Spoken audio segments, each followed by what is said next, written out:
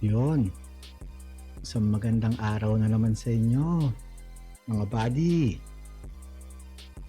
So, ito na ito yung recap, yung explanation kung bakit yun nga, parang off ako kumuha ng trend, parang hindi siya yung alam niyo yung traditional. So, ito na yung video na yun. Paliwanag ko sa inyo. Pero bago ang lahat, short idea muna kung sino si Pogs. Kasi malamang yung iba hindi naman pinanood yung unang video, mahilig magpatalon-talon, punta agad sa mga framework, sa strategy, kaya patalon-talon din yung account balance nila. So, sino nga ba si Syke? Sa mga nakakilala sa akin, mas kilala ako sa pangalang Pogs. So, galing ako sa LabX. So, yan yung nagpatino. Yan yung nagpatino, nagbago ng buhay ko, talagang binaliktad niyan. So, maraming salamat kina Master X, kay Master Boards, kay Boss Lando, especially talaga kay Boss Lando, grabe magsalita yan. Miski hindi siya nagtuturo ng psychology, the way na yung approach niya sa akin, the way na magsalita siya, iba, sobrang iba. Talagang didiin sa buto mo eh. So, okay, punta na tayo sa chart. Okay, teka lang, tanggalin muna natin ito. Ay, sige, hayaan na lang muna natin yan. So, kung mapapansin nyo, parang counter trading, di ba? Pero hindi. Magkaiba ang counter trading sa reversal trading. Magkaiba yon. So, paliwanag ko na. Maraming traders ang naka-engrave sa utak yung kasabihang the trend is your friend. Tama naman yan. Oo, pati ako eh. Yan ang alam ko. Pero, kung alam mo kung saan ka sasabay at bakit. Ang problema kasi ng karamihan sumasabay sa trend kahit nasa taas na ang move, nasa gitna o nasa sobrang baba na. Parang ganito yan. Parang humahabol sa bus na malapit na sa terminal. Yes, pwede ka pa rin sumakay pero baka wala ka ng maupuan. O mas malala, baka pa, ilang hakbang na lang nasa terminal na, sumakay ka pa. Diba? Ako kasi ibang style ko. Reversal price action trader ako. Reversal. Okay? Ibig sabihin, hinahanap ko yung mag-attempt ang bears or bulls na magpalit ng direksyon. Kumbaga kung sino magko-control. Okay? Kasi doon pa lang, may chance akong makapasok. Bago pa maging malinaw sa karamihan na may bagong trend o continuation man. Nagigets ba? So kung may tanong kayo dyan lang sa comment below. Then regarding pala sa LabX, kung interesado kayo I suggest message nyo sila, kontakin nyo sila sa Facebook page nila. Then pag tinanong kayo kung paano nyo nalaman, sabihin nyo, napanood nyo lang kay Pogs, kay Syke. Ay hindi nila ako kilalang Syke, Pogs. Sabihin nyo na lang yan. Hindi kayo magsisisi dyan. Pero hindi ko sinasabing 100% guaranteed dahil by the end of the day, nasa sa inyo pa rin yan. Dahil meron ako mga kabatch na sumuko o tumalon ng ibang strategy. So, nasa sa inyo pa rin yan. So, okay, balik tayo. So, yun nga, yun yung style.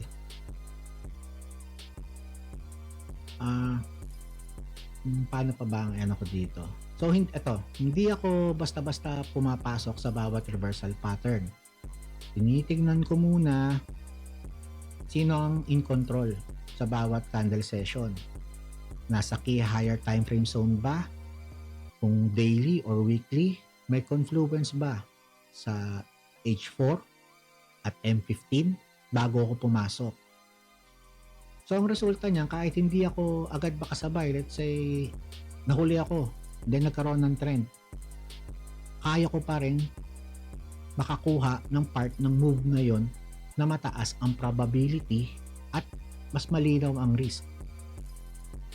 Kumbaga, meron akong clarity, mas clear siya sa akin. Kasi mahalaga din yung ginagawa ko kasi yung reversal setups ko, madalas nagsisilbing starting point ng bagong trend o continuation signal. Kaya minsan, akala ng iba, counter trading ako, pero sa totoo lang, maaga lang akong nakakapwesto. Kung naiintindihan nyo ito. Kasi ang natutunan ko kay Steve Nison, ang engulfing pattern ay isang uri ito ng reversal candlestick pattern. So, pag sinabing engulfing buy, saan mo dapat makita yan? Ibig sabihin, pag pababa ang presyo, sa baba mo dapat makita yan. Hindi sa taas. Hindi sa gitna. Pero may mga magandang way para mag-continue. Mas gugustuhin ko yun. Well, ituturo ko na yun next time. Ngayon, pag uptrend, anong kailangan niya makita? Siyempre, bearish reversal pattern sa taas. So, yung sa LabX, kasi yung napasok ko yung sa Black Sheep, kana Lara Summers. So, doon ko nalaman yung mga ABC pattern, hidden engulfing, kung paano ba ito gumagana, kasi yung psychology nito sa likod nun, ng mga setups na yun. Engulfing theory din yun. So, sa LabX, wala siyang gano'ng pinagkaiba, pero yung approach, yun lang. Pero, totally, parehas lang. Gulo, no? Tapos, yun nga, nadagdag ko yung kay Steve Nison. Kumbaga, naghalo-halo eh. Pero ano lang yan, same lang lahat yan. Yung idea, same lang. Ganun lang siya kasimple. Kumbaga, maghihintay lang ako. Dito tayo, sa malayo tayo. Yan, no? Kung mapapansin nyo. Sa taas. Pataas ang presyo. Engulfing buy, buy. Diba? Pero pagdating sa taas, bilang nagkaroon ng sell dito. React. Tingnan yung reaction nito. Umangat yung price. Anong ginawa? Shooting star. Bagsak. Napansin nyo dito sa mga buy na to, binasag yan. Then, pagbasag, react. Continue pababa.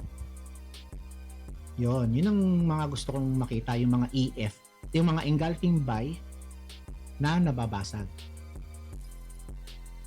Yun ang mga magagandang continuation. So kasi paulit-ulit lang yan. Ang presyo, angat baba lang naman yan eh. Pag bumitna yan, pag nasa gitna, mag-ingat ka dyan. Ingat ka dyan. Kasi yan ang kahinaan ng engulfing. Hindi, lahat naman ng setup, lahat naman ng kahinaan ng consolidation. So, ganun lang kasimple. Common sense lang. Hindi na ako yung mag-a-add pa ng higher high, higher low, yung mga ganun. Hindi. Lalo na sa daily kasi malalaki to eh. Kumbaga sa loob niyan, yun nga, in-explain ko naman sa meron siyang trend. Kumbaga, ang weekly ko at ang daily, yan yung context. Then yung 4-hour candle, dyan ako naghahanap ng reversal. Okay? Then yung M15, siya yung magpo-confirm ng reversal na yun. Magpe-precise. Kasi malaki yan eh. Malaki ang H4. Saka hindi naman porket sinabing reversal pattern, kailangan ura-urada ng mag-shift ang market. Hindi ganun. Kasi magkakasubukan yan. Kasi gagawa ng mga liquidity yan eh. Paano? Diba? Kagaya dito. May sell sila dito. So, gagawa sila ng paraan para makuha yung order nila dito. So, ibebenta nila yan. Magpapanik lahat. Pag nag-sell na yan, panic lahat. Yan. Ano rin yan kay Steve Mason? Greed and fear. Uptrend is greed, downtrend is fear. So, lahat diba sasabay. Sell eh. Then, dito gagawa na sila para paangat, para makuha to, para bumaba. Ganun lang siya. So kung kahit ano man yung strategy nyo, yung framework nyo, I suggest kumuha kayo ng context. The higher the time frame, mas maganda. Mas solid. At least alam nyo kung nasaan kayo. Kasi mamaya nasa tuktok na kayo, buy pa rin kayo ng buy. Walang masama doon. Pero dapat may idea kayo yung probability kung pwede ba siya huminto dito or tumigil dito. Ganun lang. So, yan na yun. Sana maintindihan nyo. Kung may tanong kayo, yan. Mag-comment lang kayo. Sasagutin ko yan. Don't worry, sasagutin ko yan. Wala akong itatago. Lahat to, nakalabas to. Full context ng framework ko. Nakalabas yan. So, kayo nang bahala. Then, yun nga. Kung interesado kayo sa LabX, mag-inquire kayo doon. Hindi kayo magsisisi doon. Pero syempre, samahan nyo ng konting pokpok. Tiyaga, importante yan. Dahil by the end of the day, kayo at kayo pa rin. At iwasan nyo yung may magsasabing, hindi, mali yan, tama yan. Mga tipong ganun, tama, mali. Ang kaya lang magdikta niyan is yung market. Siya ang makakapagsabi kung tama ka o mali. Hindi ibang trader, hindi ibang tao. So, ikaw at ikaw pa rin ang magde-decide sa dulo. Kaya kailangan mong intindihin lahat kung ano man yung ginagawa mo, kung ano man yung strategy mo. Huwag mo lang tandaan kung ano itsura, intindihin mo kung paano gumagana. Kagaya ng sabi ko, lahat ng strategy maganda, kakaroon lang ng problema kung sinong gumagamit nito. So ako nga pala ulit si Syke, signing out. Goodbye. See you sa next upload ko. So yun na yun, mga candlestick patterns, mga setups, yun, dire-diretso na yan. Okay.